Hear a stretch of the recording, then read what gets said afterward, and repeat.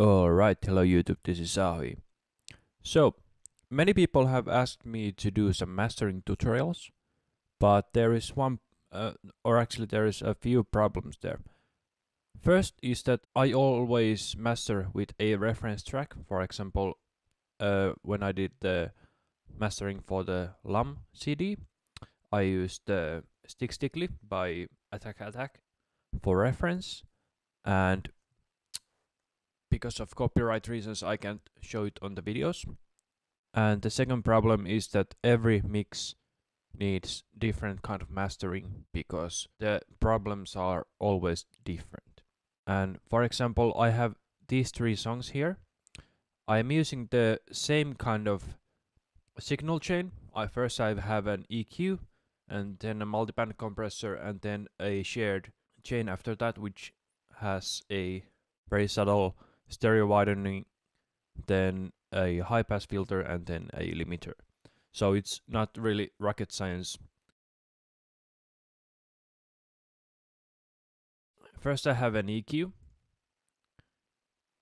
and this is big. This has this many bands because I tried to match it to the Attack song.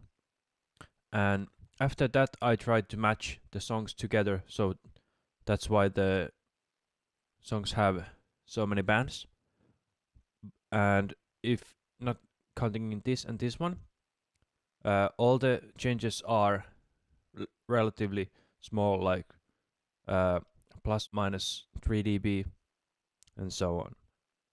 And after that I have a multiband compressor that brings up the highs because the Stick Stickly was really bright compared to the mix that I did.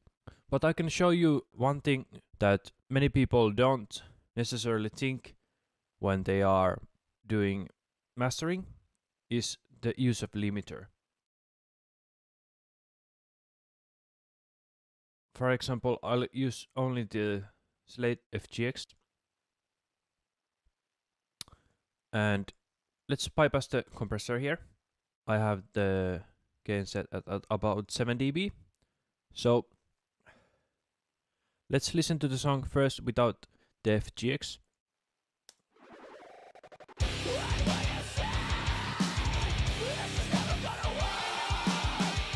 Okay, so now we hear that the mix sounds kind of okay. And let's turn on the FGX and let's raise up the gain so we are getting the mix louder.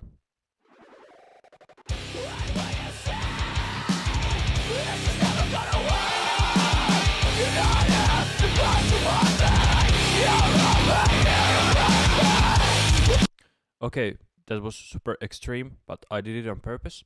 As you can hear, it starts to distort at somewhere around here on this mix. Let's try it again.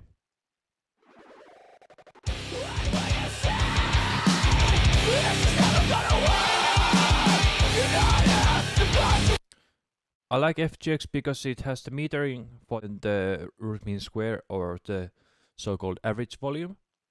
And I always try to aim for about 11. I think it's a good number, so let's start there.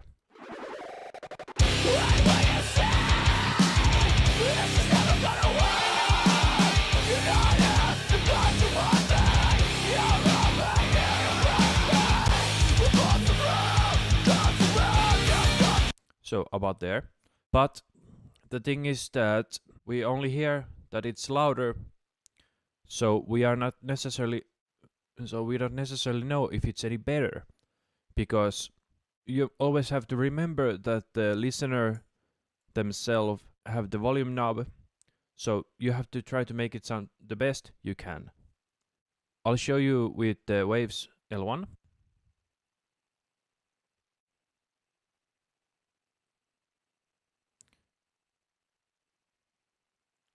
Okay, so here we have L1. So what we basically did was that we raised the gain by about 9 dB.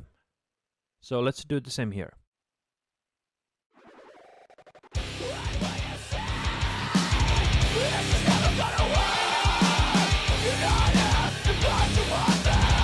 Okay, so that is basically what we did, except my output thing was here. Anyway, but the thing is that we don't know if it sounds better. So that is why we need to lower both the threshold and the output ceiling.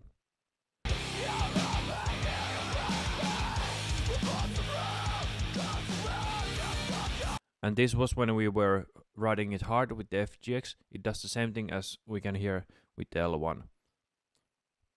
So we are basically making the mix sound more shit than we are making it sound better. So let's try to find a level where we are going for the so-called maximum volume, but still the mix sounds okay.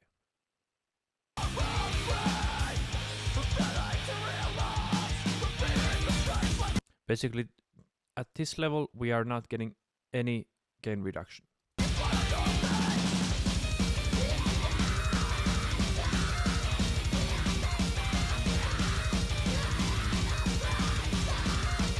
But about this level, I start to hear that the drums are suffering just a bit.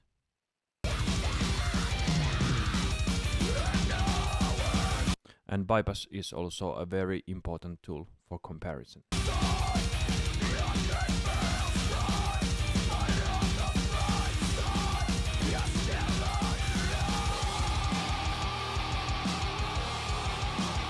Okay, this starts to be too much.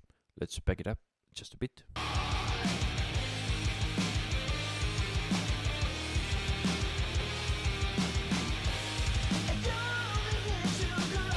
Maybe around here. So we can get the ceiling down to minus 10 dB without killing the mix completely with just the limiter. That is why many people use stage compression, so that one compressor is not doing the heavy lifting, but it is divided to many steps. So for example, on Crusher, I have a C4 here that is compressing the mix just a bit.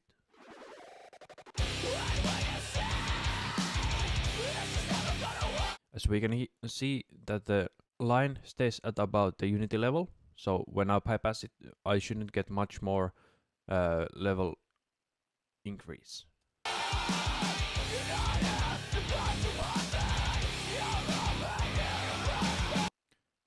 Did you hear it? Let's listen to it again.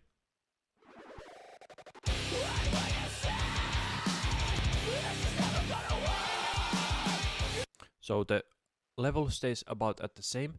So when you bypass the plugin, you hear if you are doing damage or if you are doing good for the mix. And I think I have done the same with the EQ. Let's listen.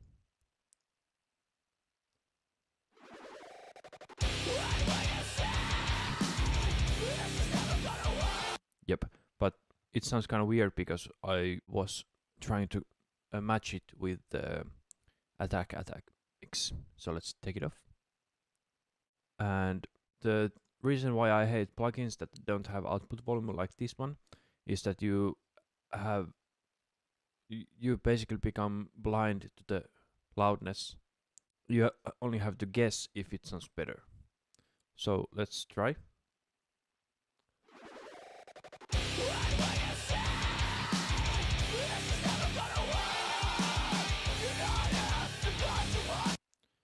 So yeah, it's about at the same level, but I'm not super sure if it's better or worse.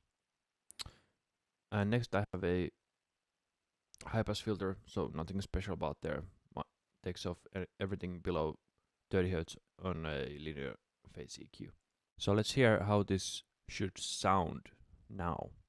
If I bring back the output level down so that when I bypass all the plugins in the master bus chain, so that they hopefully sound better.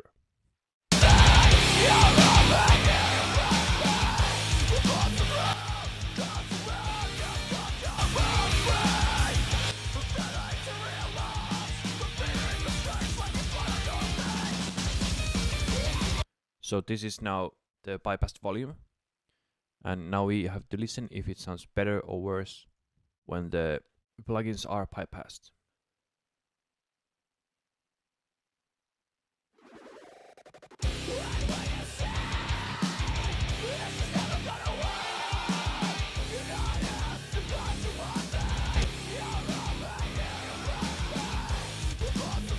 at least this latter part of the chain, to my ears brings up the clarity just a bit and brings down the muddiness. Let's listen to it again.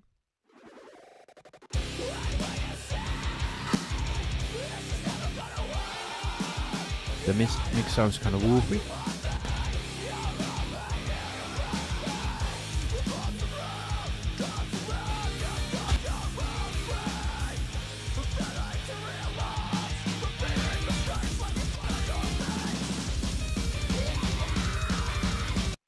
So basically, that was how I mastered this session, and I hope you learned something from this. And thank you for watching, and make good music.